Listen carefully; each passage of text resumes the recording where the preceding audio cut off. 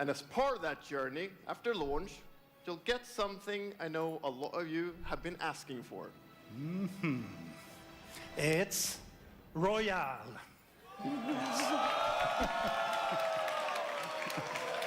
It's Royale reimagined for Battlefield.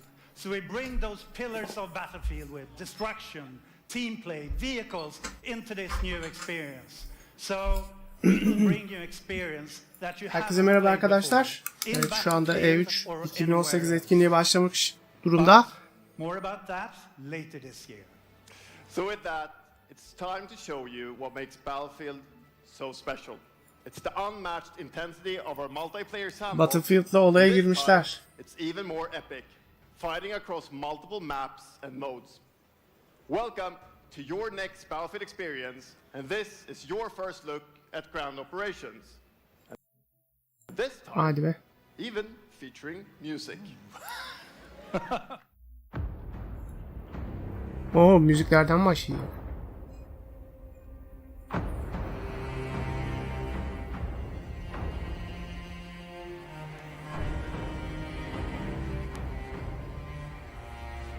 Umarım bu sefer adam akıllı bir şey gelir. Bad Company havasında.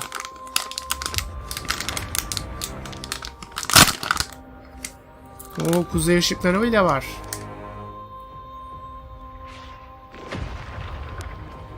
Evet, yıkılabilen çevre.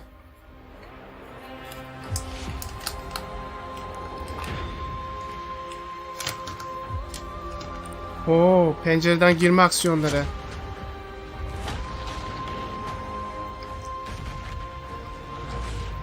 Oo.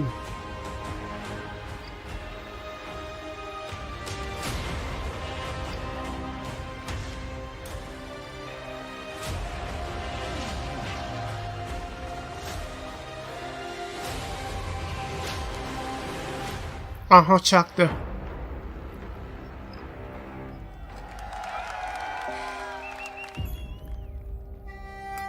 Daha bir şey görmeden alkış kıyamet.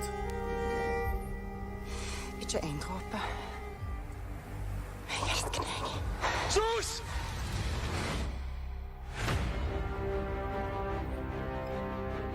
Bir savaş hikayesi.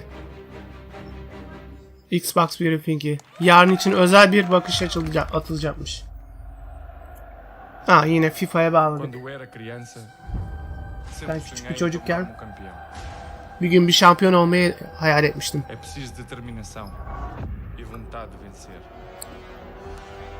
Kazanmak için bir dilek her şeyi belirler. İnanmaya devam etmelisiniz. Dünyaya kendinizi tanıtmanız için bir şans. Sen bir şampiyonsun. EA Sports to the game.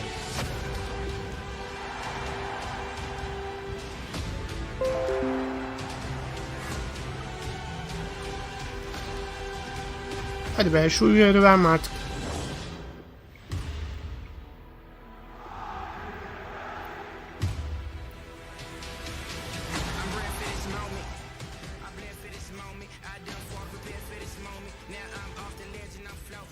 Neymar ha?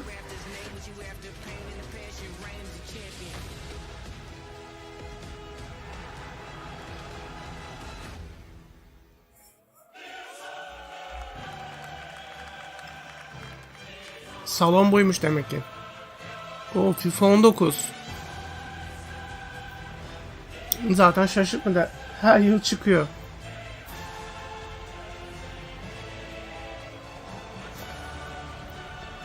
We are the champion.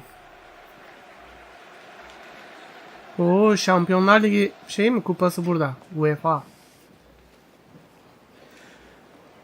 That's the UEFA Champions League, the pinnacle of club football, where the world's best clubs compete and icons of the game like Gerrard. Dünyanın en iyi kulüplerinin işte kıyasıya rekabet ettiği bir oyun ikonu olan Şampiyonlar Ligi'nin kupasını görüyorsunuz. And I really love the trailer because it captures our epic vision for how the Champions League comes to life in FIFA 19. and Lena's going to Evet, tell you FIFA 19'da şampiyonlar nasıl gerçeğe dönüşecek bunu göreceksiniz. Lina size biraz ondan bahsedecek.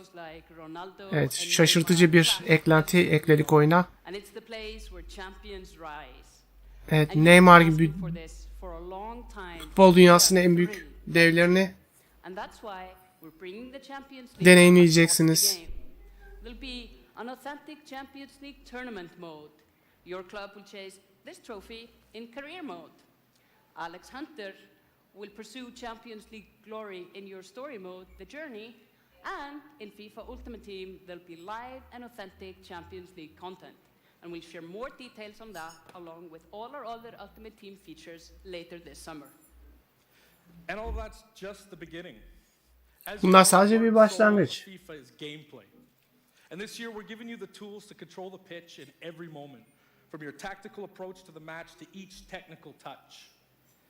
And we know how passionate you are about gameplay, so we've worked hard to shape and refine our vision for FIFA 19 with input from our community. From hands-on tests with beginners to detailed feedback sessions with FIFA pros. And we're going to be sharing a lot more about gameplay throughout the summer, but what I can tell you right now is that the quality bar in gameplay was raised yet again this year. So we look forward to everybody experiencing the game on the hands-on sessions this week.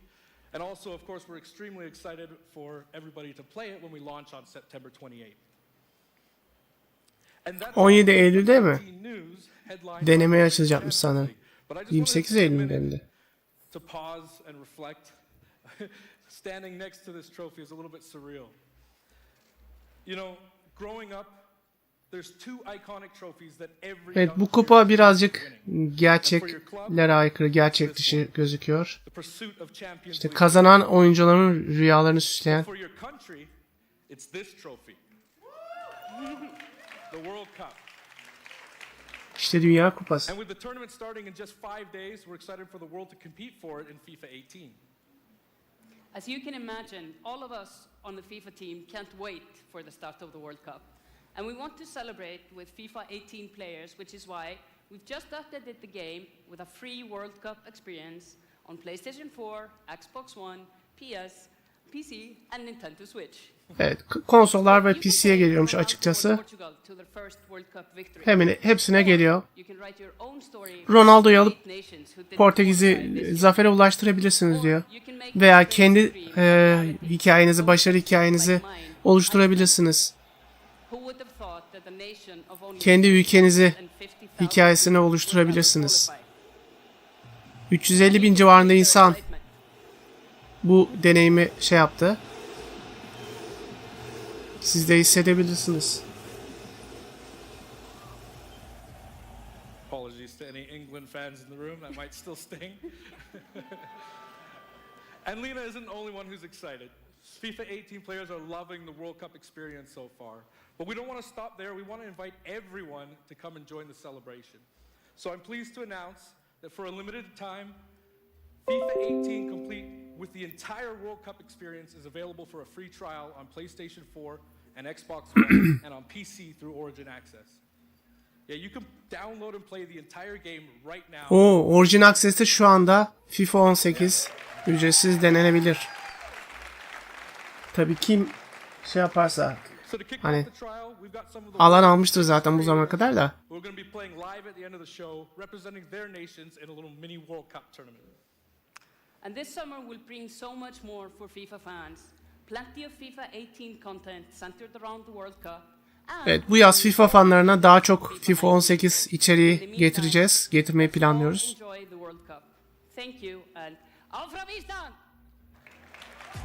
Bir anda böyle bir çıkış yaptı, coştu.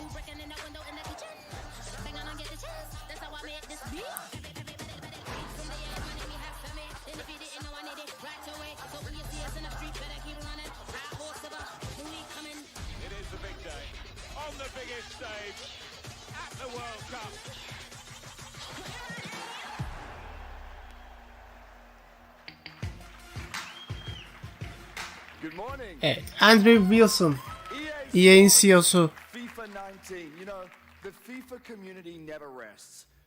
Manken mi bu adam ya? Well, the FIFA team never rests either, bringing the Champions League and the World Cup and Evet, 60'ın üzerinde ülkeden oyuncular birbirlerine karşı rekabet ediyorlar. We've got so much to do here today, but I want to welcome you to EA Play. It's our third EA Play and our second one in Hollywood, and we couldn't be more excited to have you with us to share all the games that we have to show you. We've got lots to do, but before we move on, I'd like to share just a couple of things.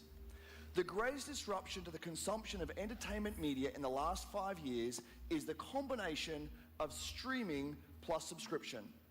As consumers, watching movies, watching TV, Evet, tüketiciler olarak işte filmler izleriz, TV izleriz, müzik dinleriz, kitap okuruz. Hiçbir zaman şeylere disruption dedi yani rahatsız edilmeye karşı bir şeyimiz yoktu galiba. Öyle bir şeyler söyledi ama.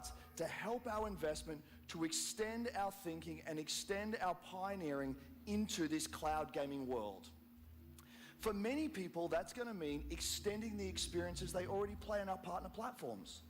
For others, it's going to mean Hayda, şimdi şey mi geliyor? Cross platform mu geliyor acaba hepsini?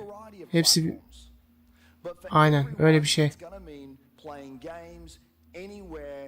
Yani PC'de oynayanla telefonda veya konsolda oynayan bir araya mı geliyor? Evet, size bir teknoloji denemosu izletmek istiyoruz.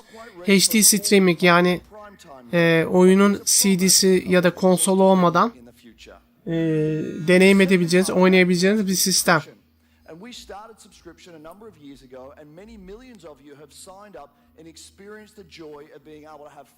Yavaş yavaş konsollar da kalkıyor artık. Sadece bir gamepad olacak ve hepimiz o uzaktan serverlara bağlanıp oyun oynayacağız. Gelecek bu olacak diyor.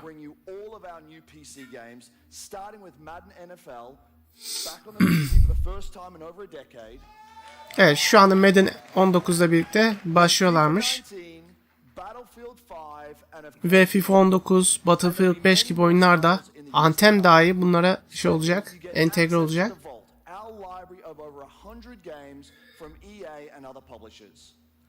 Ve diğer yüzlerce Electronic Arts oyunu da bu kütüphaneye katılacak, bu sisteme katılacak. Diğer dağıtımcılar da ilerleyen zamanlarda buna geçmeyi planlıyormuş.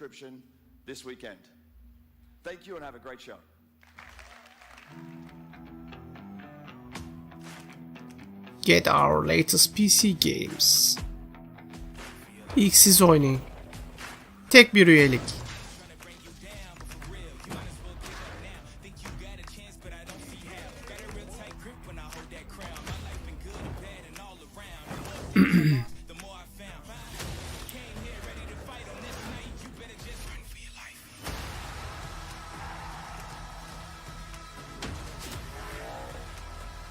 Need for Speed artık şeyi kalmadı onda. Piyasada esamesi kalmadı. Kimse bahsetmiyor artık ondan. Biraz Anthem. Bir şeyler yaparsa yapar. Evet, Netflix gibi oyun oynama sistemi çıkarmış.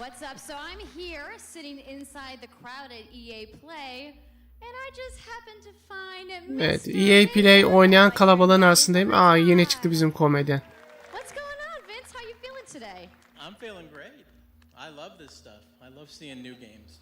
I mean, someone's super excited about that man on PC, right?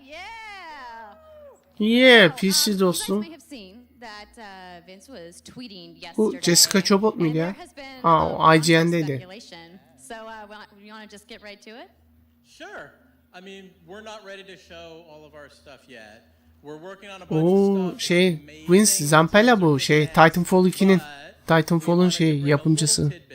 So we've been working with Lucas on getting the name and kind of the setting for what our Star Wars game is going to be, and we're going to talk about it right now. Oh, you guys got any guesses? I bet you the internet is going wild right now. I hope so. So the Star Wars name is Jedi Fallen Order. Woo! So Star Wars Jedi Fallen Order. Yeah, so it kind of gives you some idea that you'll be playing a Jedi. So Star Wars Jedi'nin düşüşü mü? Öyle bir içerik mi geliyormuş? So Vince, you got anything else? Well, it takes place during the dark times. Trying to be a little vague here, but when the Jedis are being Karanlık zamanlarda geçecekmiş. it's gonna be spectacular. So for all the hardcore nerds out there who want to know like where in the timeline, like between which episodes is it? Between 3 and 4. Okay. 3 ile 4. bölüm arasında geçecek bir dönemi ele alıyormuş oyun. Yeni bir Star Wars oyunu geliyor. The dark time. It's a dark time. Evet, karanlık zamanları ele alacak.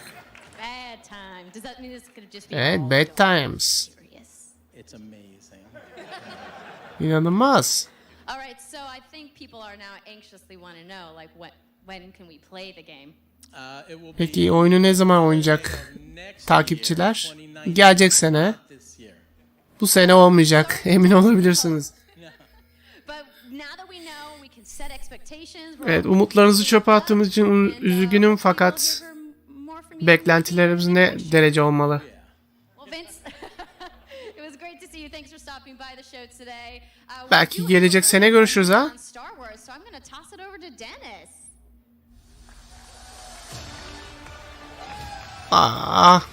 Yine Battlefront mı be? Hello there. My name is Dennis. I work Tipe bak ya. in Stockholm on Star Wars Battlefront 2. I'm really happy and excited to be here today, so thank you so much for hanging out with me for a little bit. So, we launched our game in November of last year, and clearly we didn't get it quite right. So instead of coming out of the gate sprinting like we really wanted to, we had to take a step back and make sure that we were delivering the game that our players really wanted.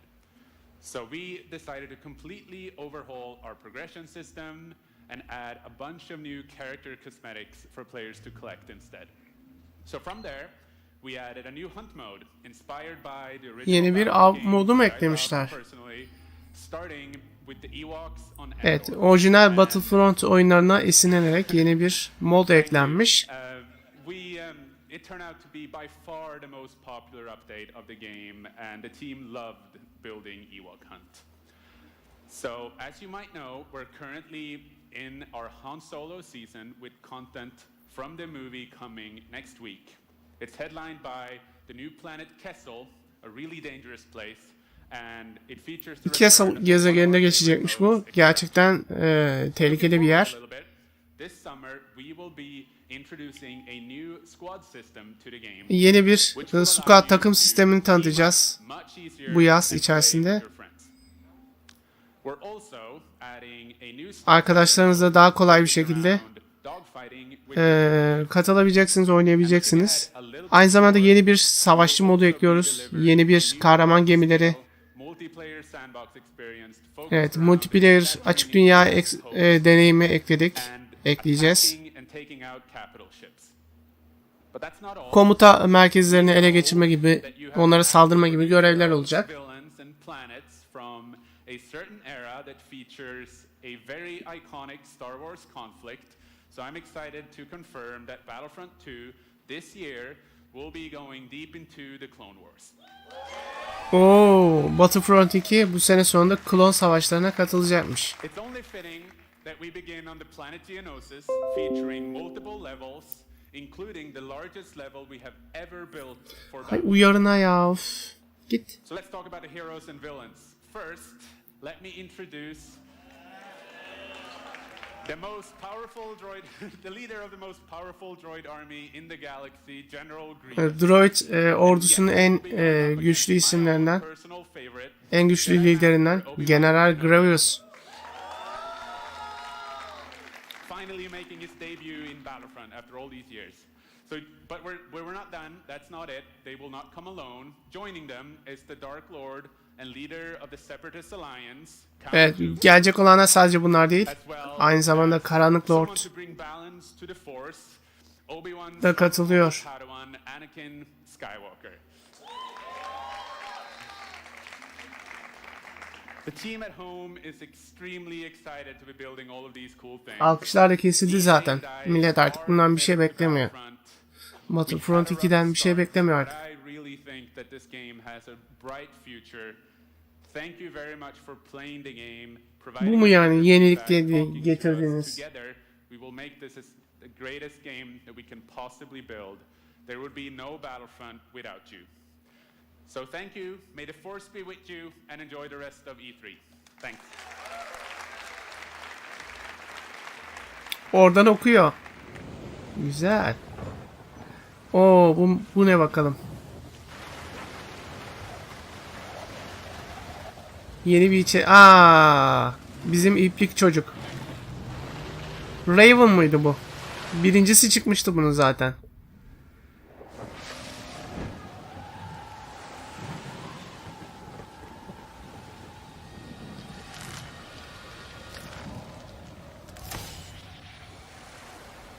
Bu ipin de başına gelmeye kalmadı.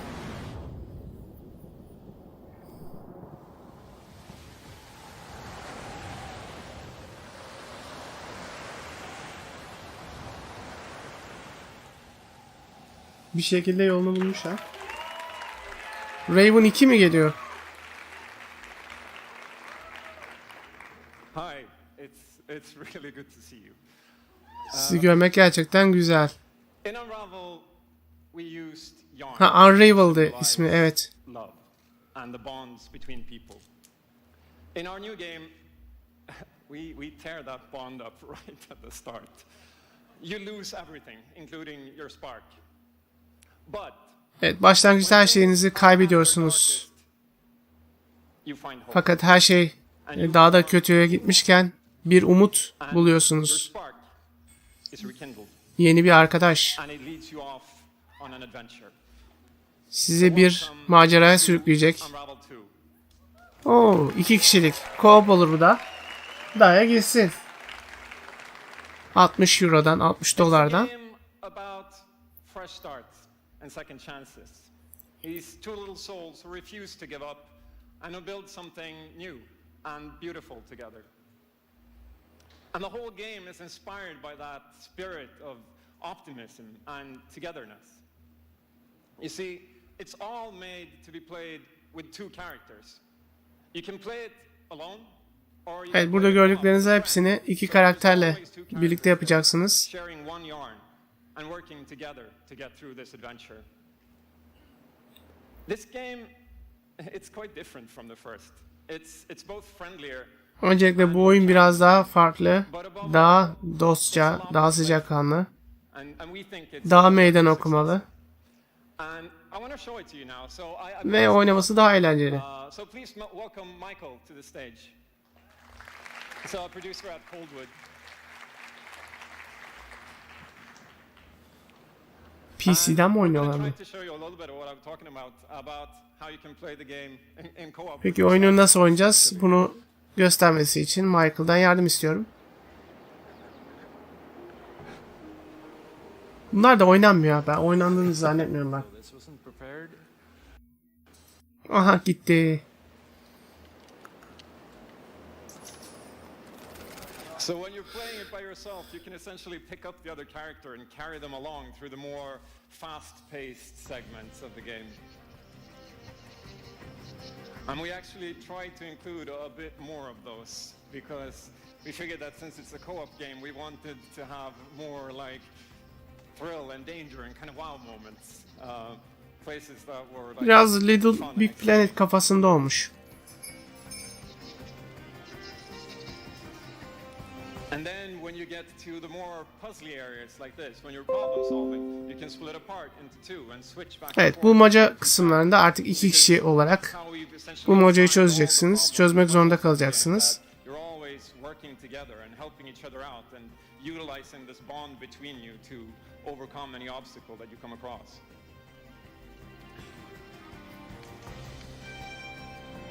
So I guess I'll jump in at this. Yeah, come join me. So I'm gonna be the red one.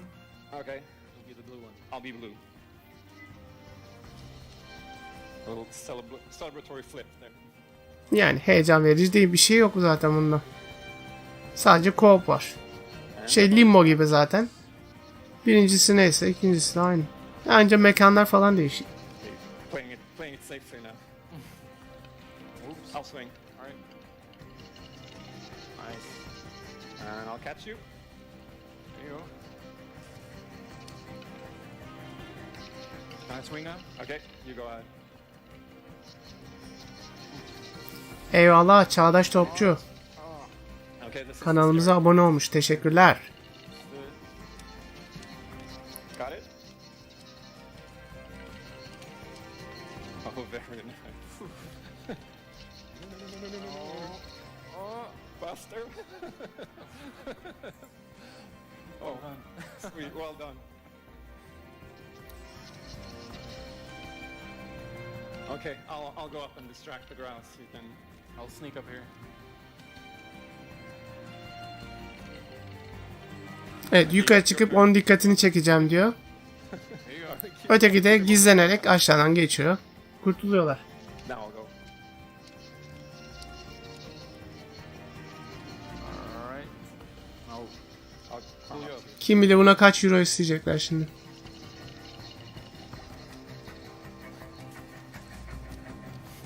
Artık insanlar böyle side-scroll oyunlara, macera oyunlarına, platform oyunlarına şey yapmıyorlar ya. İlgi göstermiyorlar. O geçmişteydi. So that's a quick little look at Unravel 2. Evet, Unravel 2. Yani co-op vurgusuyla. Yeah, I really hope you like it. Umarım beğenmişsinizdir. Before I go, I just want to send Gitmeden some önce love to the team back home because working on takıma this game sevgilerimi has been göndermek a istiyorum. completely amazing team effort in so many levels and everybody has worked so hard. So Çünkü bu oyun üzerine inanılmaz bir takım çabasıyla takım eforu harcadık. to everybody back home and thank you. Sen çok hata bir şey yapmışlar gibi. Ve gidiyor. Haydi güle güle.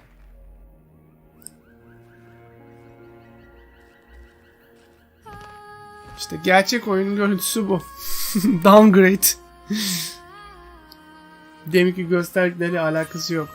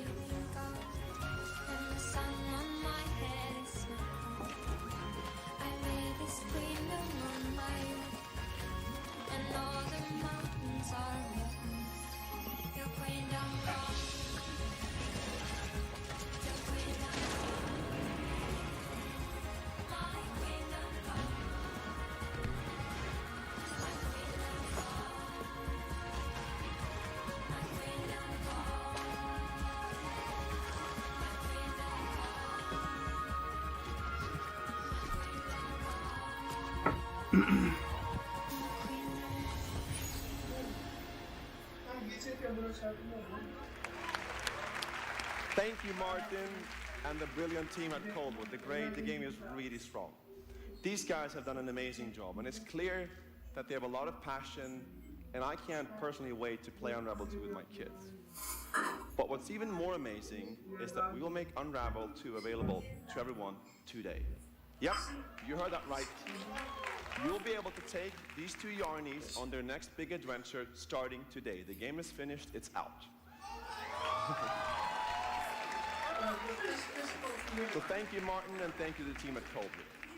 Back in 2015, we started on this journey with the original Unravel to seek out the most creative, independent developers and bring them into our EA Originals program.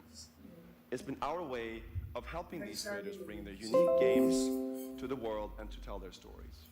And last year, if you remember, Joseph Fares was up here on stage representing his team at Hazelight and The Way Out. Oh, Way Out And ha? I think we all kind of remember that.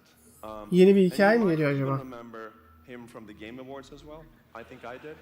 Anyhow, in March that game caught fire. It's innovative, it's fun, and it's something fresh and new, and you all loved it. We saw over 2 Evet, million seveceğinizi players düşündüğüm the first week. bazı yenilikler And var. The Way Out is such a huge success that Joseph and his team are expanding and moving into a new stage. Yok, kapanmadı.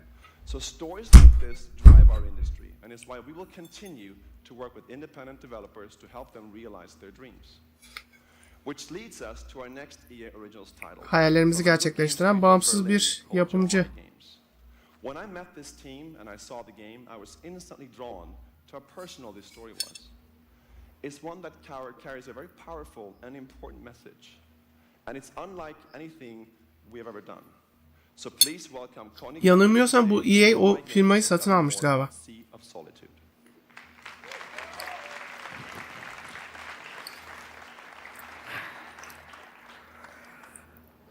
Thank you, Patrick. Ne yaptı ki böyle soğuk soğuğa geliyor? During the pitch, how enthusiastic Patrick was, and that afterwards our whole team, including me, were Sea of Solitude isimli bir oyun. Indie game. a little bit the same right now. I'm pretty excited, maybe a little too excited. Bu heyecanla gider.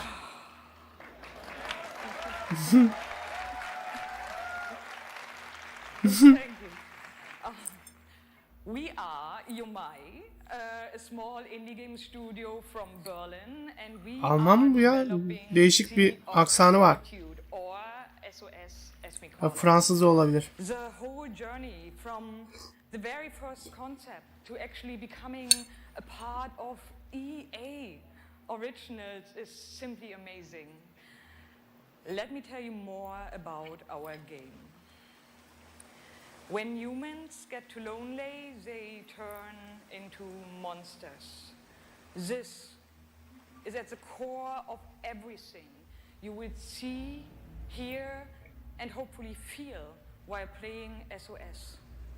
What makes this underlying concept so important and so unique is that Nasıl bir hayatta kalma oyunu mu acaba bu? being can at least somehow relate to or remember the Ya hiç ilgi feelings çekici bir of şeyle being gelmediler ki. In my case, I started writing the story when I felt the loneliest in my life. I think as an artist, you process your emotional world by letting it out and putting it into your art. I'm still amazed how like the concept seems to just float out of me like right into the hand and onto the paper. I think this is also why so many people can instantly connect with the game, because it's not a made-up story, even though that it takes place in a fantastic setting. In SOS, we try to show how people experience different SOS kinds of ismi kısaltmasını loneliness, but kullanıyor. also how outsiders, friends, and families see those who struggle. We achieve all this in playful ways so that players who wants to simply enjoy a fantastic experience can do so. But player who wants to look a bit deeper can reveal a whole emotional world beneath it all. Sea of Solitude is about a young woman named Kay who is suffering from such strong Genç bir kadın Kay ismindeki bir kadını karakter varmış. the anger, the İşte hopelessness, karanlığı hissediyor. İşte umutsuzluğun eşiğinde and she bilmem ne. becomes a monster. The game is about finding out why this happened to her, but also how to turn her back into a human. Ultimately, the goal is to bring all those emotions into balance. Some needs to become bigger, Bir de canavar var. be better off a little smaller, but to embrace even your destructive part or your self-doubt in the same way Karar you vermelisin. embrace Ya joy or your hope. seni yok edici tarafın ya da Human is all about. And that's what our game iyi is kalpli all tarafın mı about. ağır basıyor. Thank you. Öyle bir şeyler saçmaladım ama.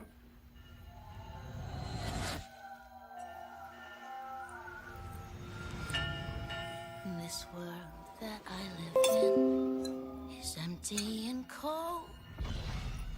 The lone Bu benim yaşadığım boş ve soğuk, and tortures my soul. yalnız bir bölge. No child of destiny and no fortune son. Biraz şeye benziyor. Karakterler falan Japon I'm too weak. esintileri var. A new day is here, but nothing is new. Alone. Bu kız sanırım hem suyu alçaltabilme hem de yükseltebilme özelliğine sahip. Evet, 2019 şeyinde gelecekmiş.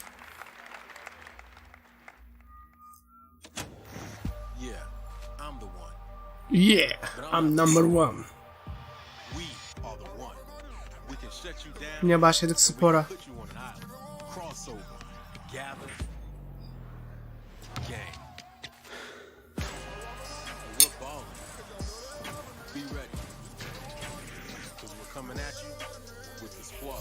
Ben de hiç haz etmem, bu NBA'dir, FIFA'dır.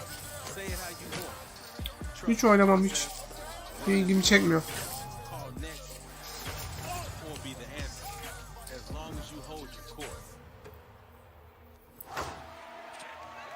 Bu biraz sokak basketbolu teması ağırlıklı olacak sanırım.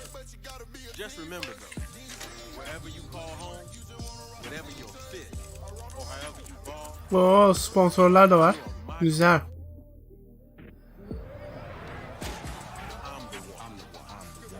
Aslında heyecanlı olabilir sokak basketbolu. Getto'larda geçen. NBA Live 2019'dan.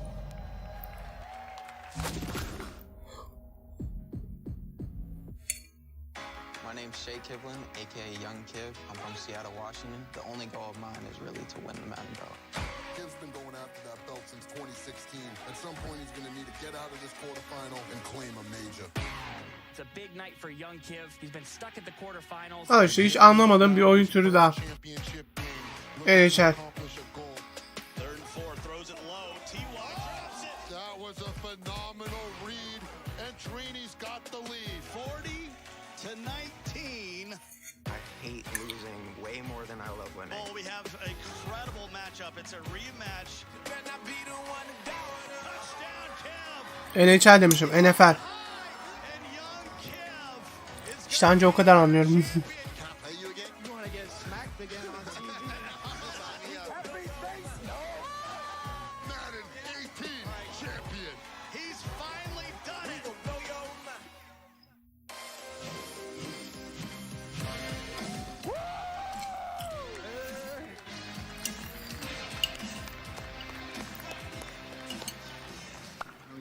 How you doing?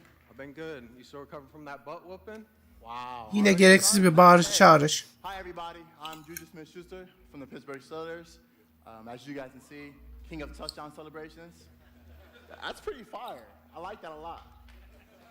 As you guys know, this is Young Kiv, Madden 18, Madden champion. Like, give it up for Young Kiv, y'all. Give it up.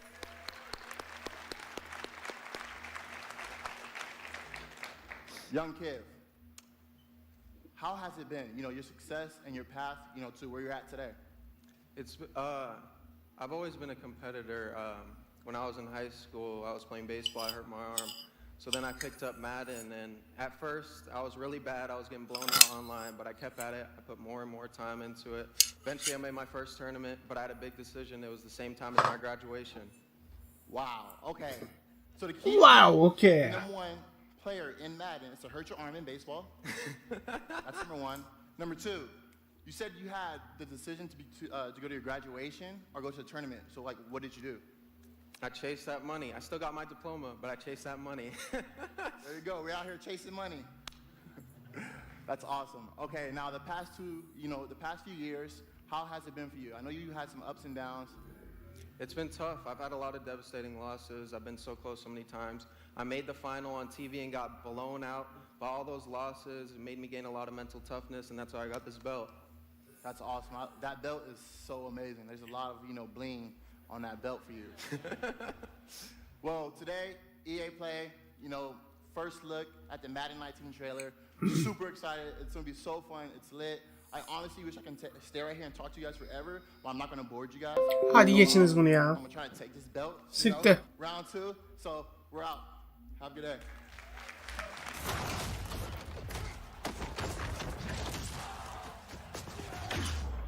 You've worked your whole life to get to moments like these. Her E3'te bunları görüyoruz zaten. Bir tane FIFA, bir tane NFL, bir tane NBA. All just to get to this place where you've been told legends are born. Frostbite motorunu kullanıyor. So you can rise. And you rise so that you can truly see. See that it was really never about reaching the end of the road at all, but about all the moments that got you here.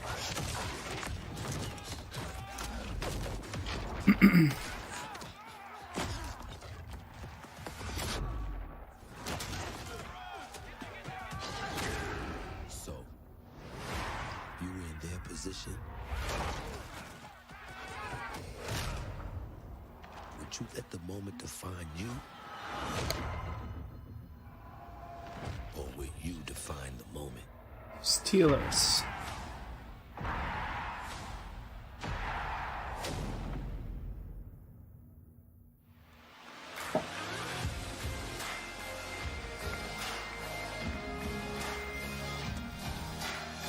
Hadi bize farklı bir şey göster EA.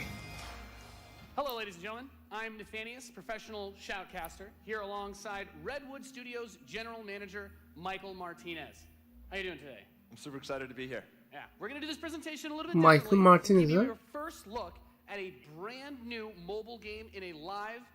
Şimdi ne mobile bağladık. Tamam. Bundan sonra gider artık. Mobilden gider. Ondan sonra biter. The objective is straightforward. Destroy the opponent's base to win. Unit control, super simple. Just tap the destination, unit automatically. Tam beyinsizlere göre süper basit diyor. Tıkla geç. Evet, büyük bir nükleer saldırı tetikliyorsun. A bar fills up while the missile is possessed. Whoever controls the missile, when the bar fills up, will fire the missile. Takes 2 missiles to destroy. Evet, barda olduğunda diyor basıyorsun. Misillemeyi gerçekleştiriyorsun. Karşı taraf da sana yapmaya çalışıyor. Olay bu.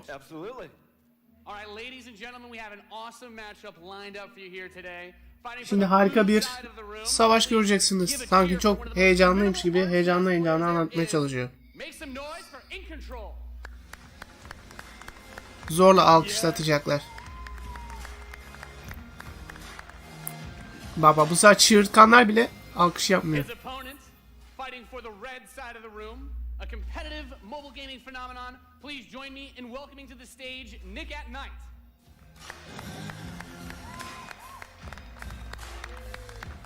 Oyun fenomeniymiş ha, Nick at Night. Now, Mike, it's going to be a real clash of these gaming styles and the competitive backgrounds that these players have. It should be a great match. It really is. I can't wait.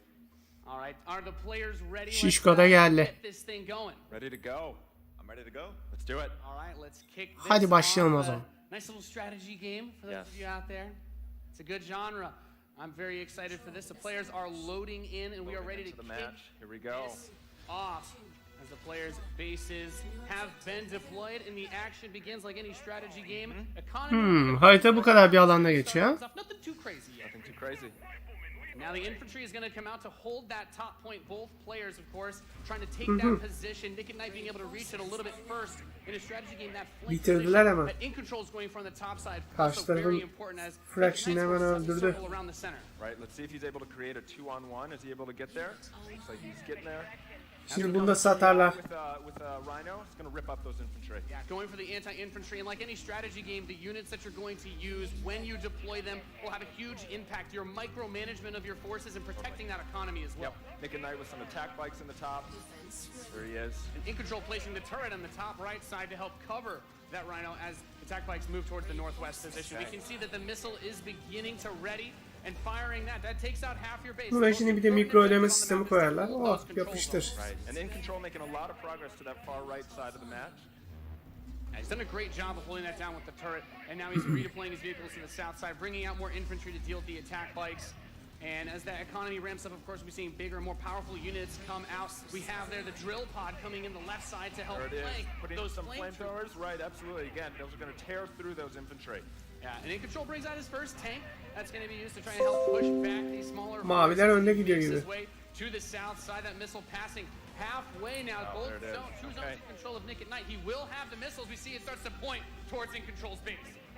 Kırmızı kazanacak galiba. In Control can get around to that top corner, able to hold that missile. He does contest the missile, putting it into the yellow position. Yeah, very important, of course, blocking the pathing of those units is another big factor for this strategy. Holding those locations is so crucial as In Control begins to secure the northwest spot. Another tank's going to come out from Nick at Night to take it out, but now he's bringing out the Pitbull as well to help lock down that north position. This missile is very, very close to firing. Let's see what's going to happen. with another turret. In control flanks. He takes the top. That missile. Patlamaya çok yakın. Oo gitti. Wow. And Nick at Night one shot away from being knocked out here. As the Ve next bitti one will maç. ready up in just a moment's time. In control's very heady artillery force is doing a great job at taking control. Yarısını götürdü karşı kalemi. And we can see as more Hala devam ediyor. forces move up towards that north position, those harvesters of course very crucial, very important to protect those as your economy allows you to get these big late game units. The units are going to come out a bit more slowly as you get more of them on the field. But in control, Yani böyle bir oyunu niye yapma gereği duydular ki? Nick and Knight is trying to get in there, but there's a great turret placement from in control. Hani yapmasa da olur. Ne kazancı olacak bundan? Mobil pazarda işte biraz daha büyüme peşinde. Ama hiç ilgi çekici gelmedi bana. From Nick at Night to try and secure those positions. He brings up the laser infantry on the south side as well to deal with that tank. Going for counters, trying to scout out and see what your opponent is doing and make the proper response is so important in strategy. Absolutely. Nick at Night cruising around, thinking about harassing those harvesters, coming around the far side for those rhinos. Looks like he's really pressing it. And when you see that missile is starting to get close to firing with 3 zones in control for Nick and Night. Looking to set things back the other way. In control, trying to rally his forces around. He doesn't want to engage with just 1 or 2 units. He wants to move all of them together, create a good flank position, and take over that south. And we're seeing the first mech unit from in control. This is the Wolverine. Gonna rip, and this is watch out for this missile. And Nick and there Knight's it goes. Fire that one Aha. off and settle for next missile is Kaçlar da onu vurdu. Missile wins. Let's see what happens. We'll have control of Wolverines, as you pointed out, for in control coming out to try and deal with these forces.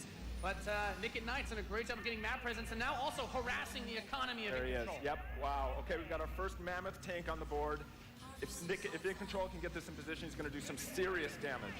That missile just passed Turn-based halfway. galiba He's bu. also bringing out his first air unit. Wow. To deal with those. A lot going on here. It's got a lot of range, that big boy, and In Control just needs to hold. This missile is nearly going to fire. It can be stolen at any. Where is it going to go? Is he going to be able to get it off? Got it Aha. back. There it is. Gonna take it. Bir tane daha. Beating Nick at Night. Ve bitti.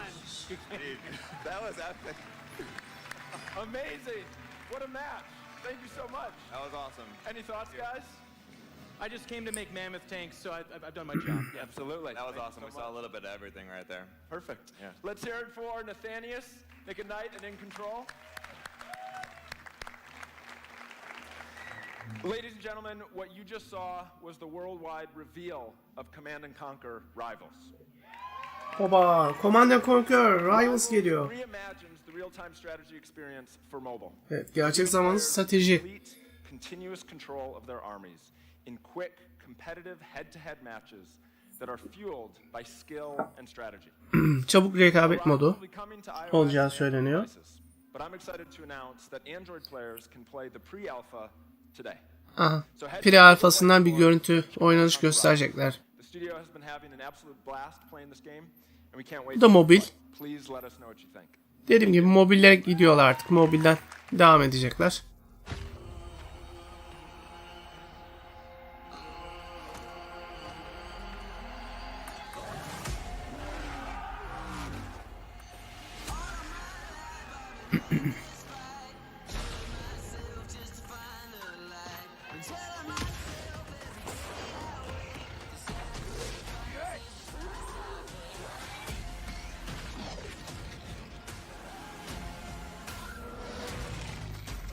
Bu biraz daha ilgi çekici duruyor.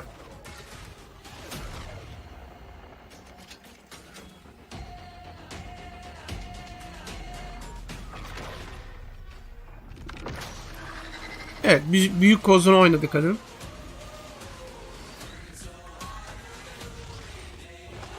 Ve bombayla da işini bitiriyor. Aa, deminki oyun buymuş. Command & Conquer'mış.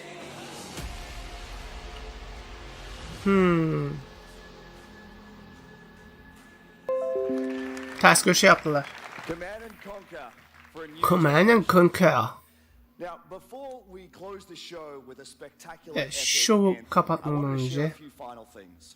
Antem'le hakkında bir şeyler bahsetmek istiyorum. Some of the most creative people on the planet. Hele şükür. Bakalım bu Antem dinlemeden bir şeymiş. Göreceğiz.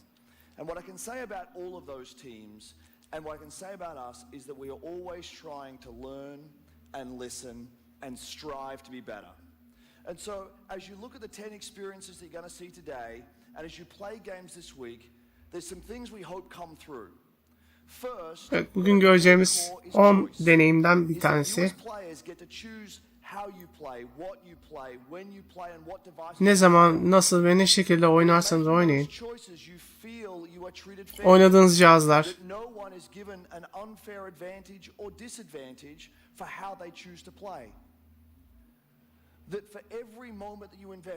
Evet, bu cihazların avantajları veya adaletsiz dezavantajlarını ortadan kaldıracağız gibi bir şeyden bahsediyor. And most importantly, that the games are fun, that we move past the grind, and that these are experiences that truly enhance your lives. And so, as we think through all the things that we're trying to do, know that we want to be better, and that we want to make great games. And that as much as we love making games, and as much as you love playing them, there's something that is even greater that we can do together. The power of this community when we come together to do amazing things is profound. Last weekend was the third year of our Play to Give program, where we show the world how the power of play can be a positive force for social impact. Millions of you out there participated in 9 in-game challenges in our games, logging millions of hours in support. Power of Play diye bir şey gösteriyor. And to celebrate that, we contributed a total of $1 million to 3 charities that share our vision for a more inclusive world. A world where representation and equality are not something we strive for, they are the standards. And where bullying and exclusion are not an everyday thread. These 3 organizations, the United Nations He for She, PACE's National Bullying Prevention Center, and Ditch the Label, an anti-bullying organization, all are doing great work, and we're proud to support sosyal yardım projeleri gibi şeyleri destekliyorduklarını söylüyor. and thank you for your support. Yani bunları oynayarak insanlara bazı maddi, küçük maddi yardımlar için katkıda bulunacaksınız diyor. Thanks for being with us, and thanks for the incredible privilege of making games for all of you. Now, without further ado, let's take a look at Anthem. Haydi bakalım, Anthem'e bakıyoruz. The gods vanished Oyun içi görüntüler mi? and left our world in chaos, creating, altering, destroying. The anthem is all that remains. Anthem geriye kalan her şeydir. There's a storm coming. Fırtına yaklaşıyor. Bu duvarlar bizi sonsuza dek koruyabilir. Avatarvari bir ortam var. Geçen sene de göstermişlerdi bunu ama daha detaylı bir şey göremedik tabii ki. Biraz Titanfall 2 kafası var. Orada bir şey var ve hepimizi yok etmek istiyor. Aa bak, bu hareket çok güzel. Bu Iron Man var ya, hareketi çok beğendim.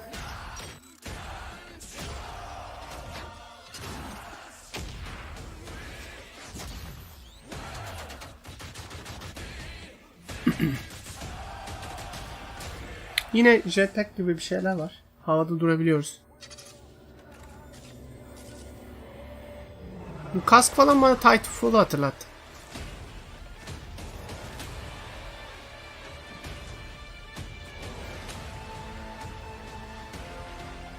Anthem. Yine küçük bir şey gösterdiler. Bari bir oynanış gösterin ya. 2020 miydi bunun çıkışı?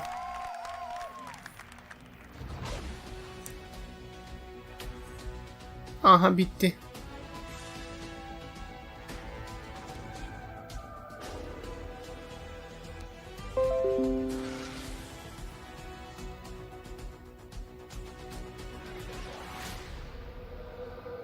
Evet, Anthem'le kapayacaklar. You guys have seen it. I couple times, and it's still cool every time I see it. So I know all of you, like me, have had tons of questions about Anthem since last year. Evet, Anthem hakkında sizin de benim gibi bir sürü tonlarca sorunuz var. Different for the rest of the show, and we're going to take a deep dive into Anthem. So I'm going to bring out some members of the BioWare team to chat with us. Ladies and gentlemen, please give a warm welcome to Casey Hudson, Mark Dara, and Kathleen Routsard. Evet, yapımda geçen takımla bu şeyleri değerlendirecek oyunu. Bu 3 kişi. Bugün bize katıldığınız için teşekkürler. Çok heyecan verici bir oyun karşımızda. Casey, you started your career at BioWare way back in the day, but you took a couple years off. But before you came back, you actually worked on Anthem. Evet, BioWare'de bir kariyer şeyine başlamış bu adam. Tekrar geri dönmek muhteşem bir şey.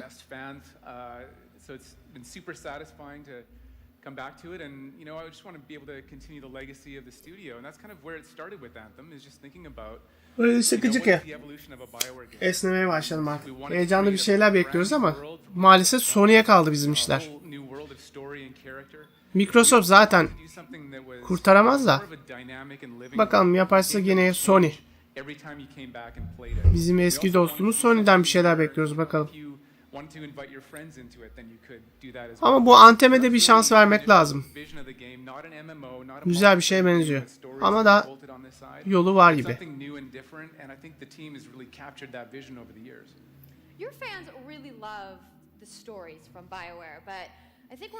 Fanlarınız BioWare'den sahip olduğu senaryoları, konuları beğeniyor.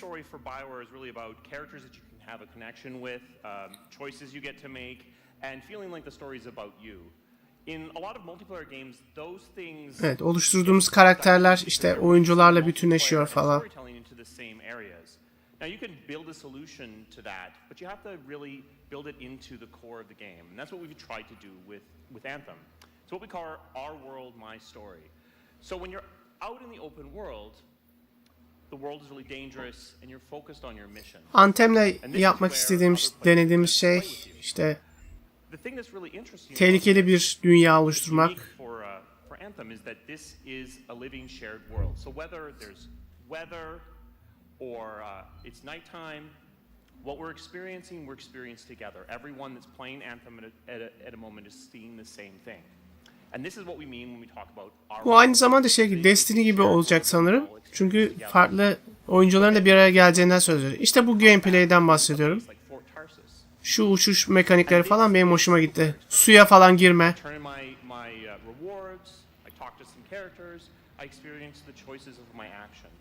And this is where your story really lives and breathes. And by doing it this way, we're able to combine that impact and agency of a single player story with the fun of teaming up with your friends. Evet, tek senaryolu bir hikaye de olacakmış. So one of the first things that we hear when from our community is they want to continue to play in our worlds. When they've finished Mass Effect or Dragon Age, players want more story. And so we've designed Anthem in a way that we can actually add more story for years to come. And it could be anything.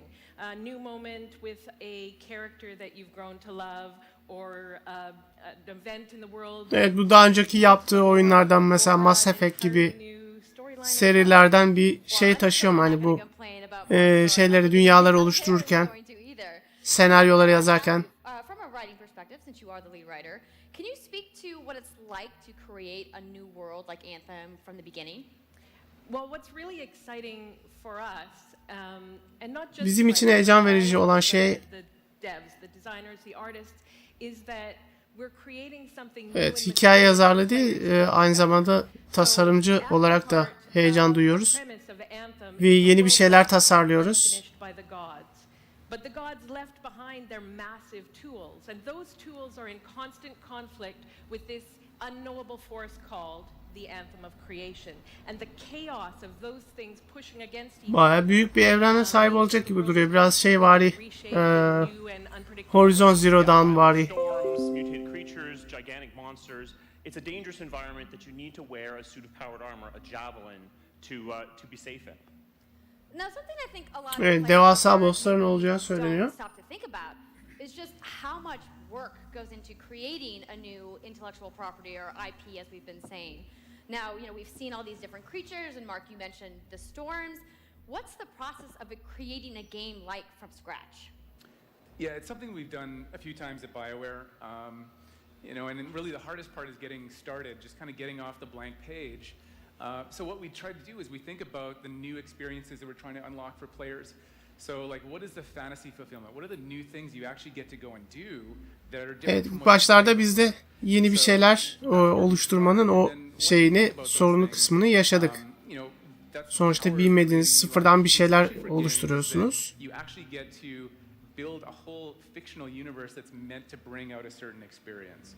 And then once we do that, then we kind of yeni IP, yani yeni bir fikri mülkiyet. Creatively is to think about like principles around art style, tone, and even the technology and the politics of our new world. And then from there we can actually go and build out every last detail. Yeah, and one of the unique challenges for Anthem is that it's a world, an experience that's meant to feel alive, like it's happening right now. Evet, oluşturulan dünyanın canlı gibi görünmesi için ne gibi zorluklar yaşadınız? What it means is it gives us the opportunity to drop into the world almost in real time, a dramatic event that changes the world for everyone, and that could be anything from gameplay to lore. All of the moving parts in the dynamic world. Şurada bir yaratık var, bir şey var, kolları falan çıkmış ama bir robotumsu bir şeye benziyor. So let's talk about who we're going to be playing as and why we're fighting these crazy beasts. So you are a freelancer, uniquely skilled to pilot these these javelin exosuits, and you need those suits to survive and fight in this world because the world will kill you. But on top of that, our ancient rivals, the Dominion, they've discovered a way they think to weaponize the anthem of creation, and so we need to stop them and protect the free people of Tarsus.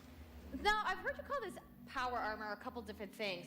Is it a suit? Is it Evet, Tarsus adlı gezegenindeki insanları özgür kılabilmek için bu yaratıklarla olan bir mücadele ele alacağı söyleniyor. Evet, bunlar da karakterler. 4 adet karakter var. But the thing to remember is, like Kathleen said, you're not your suit. You are a freelancer, a pilot, which means you can decide which suit you want to use based on your mood, based on the mission you want to engage it, or the javelins that your friends are using. So really what this allows us to do is we've built the suits to look like they're built from the materials of the world. So they each have their own unique abilities. So let's take a look at the Ranger now. Evet, şimdi Ranger karakterinden yakından bakalım. Evet, aynı anda çok sayıda misillemeler göndererek düşmanlarına ölüm saçıyor. Bu da Colossus. Tank gibi bir şey bu da. I'm just gonna say the storm looks like it's gonna be my favorite. I'm sure you guys out there are picking your faves right now too. So the javelins look awesome, but we're going to take a couple questions right now. So Casey tweeted, some of you may have seen, asking for people out there to send us your questions. And the first one is going to be from @It'sSweetNicole, who asks, as a player who is all about making their character their own, what kind of customization options will be available in Anthem? Evet, Anthem'de ne gibi ayarlama seçenekleri, kişiselleştirme seçenekleri olacak? But also being able to personalize the way that it looks, both through paint jobs as well as changing the actual geometry of the suit itself. Sadece görsel renk şeyleri var. Değiştirmeleri, kişiselleştirmeleri yapılabiliyormuş. Onun dışında bir şey yok herhalde. Bahsetmedi çünkü. Peki loot box var mı? Loot box olacak mı? Oyun içi satın alma sistemi olacak mı? Tabii ki bazı kozmetik şeyler için, itemler için ödeme yapmanız gerekebilir. No ability to spend money on gameplay advantage at all within Anthem. But even more important than that, we want to make sure that Anthem Fakat oynanış da avantaj sağlamak için kimse para ödemek zorunda kalmayacak. big open world and an ongoing service that provides new content for a long period of time, new story, new experiences for everyone. Well, I'm glad to hear that I can make my javelin pink. That's really all I wanted to know, I'm going to be honest. All right, Casey, we talked earlier about this being a co-op experience. So can you tell me a little bit about how the team gameplay in Anthem is going to work? Yeah, it really is about, you know, the fun of Evet, biraz da takım oyundan bahsedelim dedi. superheroes and working together. So you want to get a few people together of different classes. So Evet, farklı sınıflardan insanlar bir araya gelecek. Yani oyuncular farklı karakterlerle bir araya gelecekler. Hepsinin farklı özellikleri var 4 karakterinde. And then here you've got the ranger shooting down from above, and then they're using combos and special abilities and stuff like that. But what I love is you don't just run around. Ha bak, su altı mekanikleri de çok güzel. So it's interesting because at the Slate Tones wants to know, how will you balance multiplayer with single player storytelling? So Anthem's really built Evet, multiplayer ile senaryo bunun arasında nasıl bir denge sağladınız? having your own personal story with the fun of playing with other players. But we really want to make sure that playing with other people feels like a choice. So for people that want to just experience the story, you're going to be able to do that. Evet, eğer senaryo, hikayeyi deneyimlemek istiyorsanız bunu rahatlıkla yapabileceksiniz. Eğer sizin gibi insanlara meydan okumak istiyorsanız da bir takım halinde mücadele edebileceksiniz. Okay, that's good to know. If you want to roll solo, you can, but it's just going to be a little bit more difficult. Well, I know you all are on the edges of your seats. How about we show a little gameplay? Yeah? Pekala, gameplay ne dersiniz şimdi? Kathleen, I think you're going to set this up for us? I will. So, you and your friends have decided to play a mission called Scars and Villainy. The Scars have put together an acid-based super weapon, so you got to take them out. So, Scars isimli verdikleri bir mekanda mı geçecekmiş? Asit bazlı bir şeydi. You have a conversation with your crew, Halleck, Faye, and Owen, and you'll hear Owen. He's going to talk us through the mission as we experience it here. And yeah, then you just get into your javelin suit and you head out with your friends. All right. Well, thank you so much, Mark, Casey, Kathleen, for talking to me about Anthem today. Hadi oynanış gösterin birazcık. The gameplay now. Enjoy, everybody. Aha.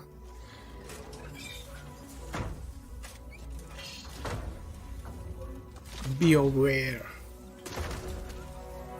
Ve Frostbite motoruyla yapılıyor. İlginç. Biraz zaten şey de var. Battlefront şeyi de var, görselleri.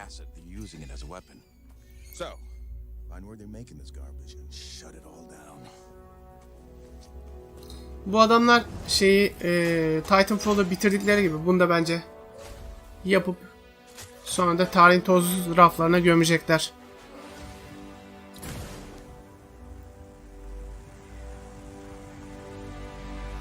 Detaylar güzel duruyor gerçekten.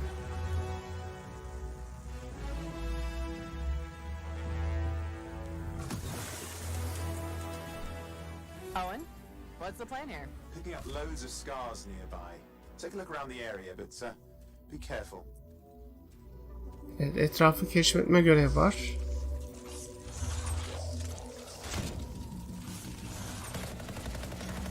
Düşman bunlar yoksa hani yaptıkları, oluşturdukları dünyada işte canlılardan biri falan mı? Right. Checking out the Scar camp some more. 3 kişi birlikte oynuyorlar.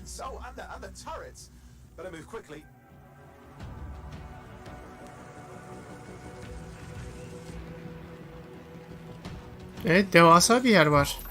Devasa bir alan. Aa, bu yaratık şeye benziyor ya. God of War'daki o şey var ya. Taş bilmem nesi. Kadim bilmem nesi. Ona çok benziyor. Hareketleri özellikle. O da karnından bir ışın çıkartıyordu. Oynayanlar bilecektir, hatırlayacaktır.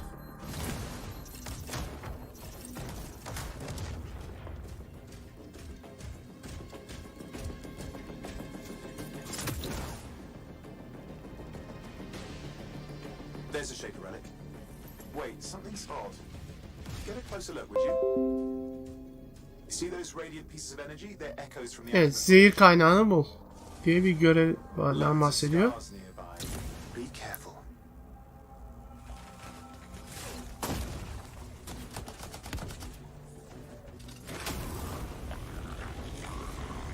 Biraz da Mass Effect kafası var. Bazı dinamiklerle. Dondurdu ha düşmanları. Oo, güzel combo.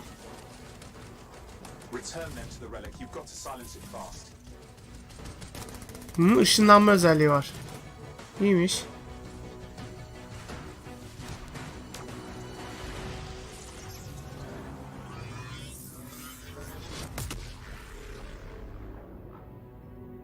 It's got silence. Disaster averted. Do you think we get a bonus for... Wait, something's happening. What the hell was that? Ha, bir şeyler geliyor. Whatever laid all the eggs around here. The sound came from below your position. On the plus side, this definitely counts toward hazard pay. There's a trail of this acid gunk leading down. Follow it. We should find the source.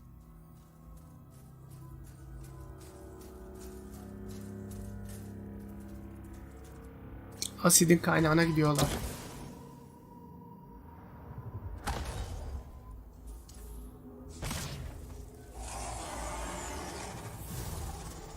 Aha, alien yumurtaları mı onlar? Oo.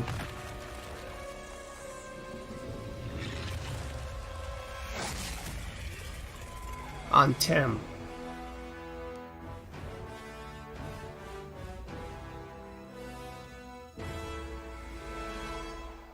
How cool was that? I'm so hyped, you guys.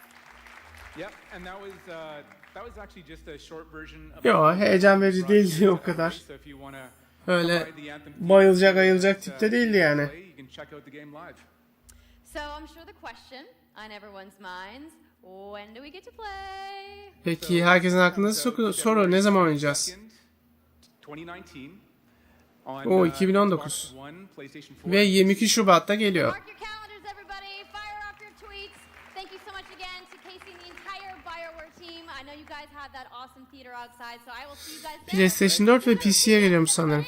Xbox yok mu?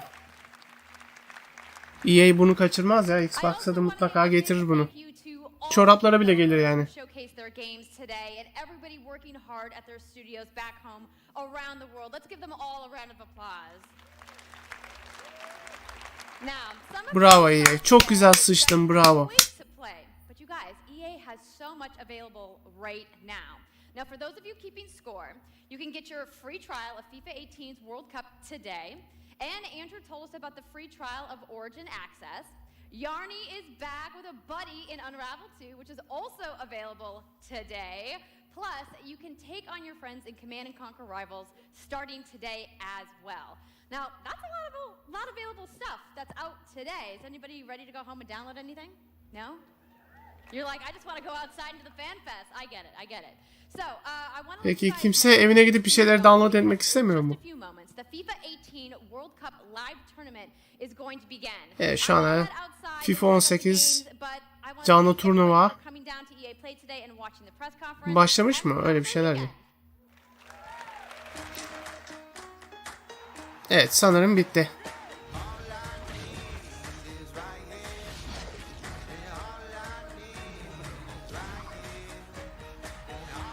Yani bu konferansta tek heyecanlı kısmı Battlefield 5 bana kalırsa. Diğerleri beni etkilemedi, zaten etkilemezdi de. Çünkü ne çıkacağını, ne şey olacağını biliyoruz.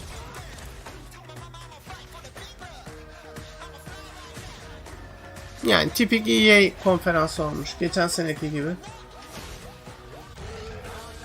Ondan önceki seneler gibi yani. Ha, geçen sene neydi? Battlefield 1 vardı. Onunla yine aynı şekilde bu yılda Battlefield üzerinden gidiyor. Geri kalanı FOS. Evet. Yayın GameSpot'a geri döndü. Hi everyone, welcome back to GameSpot's coverage of E3 2018.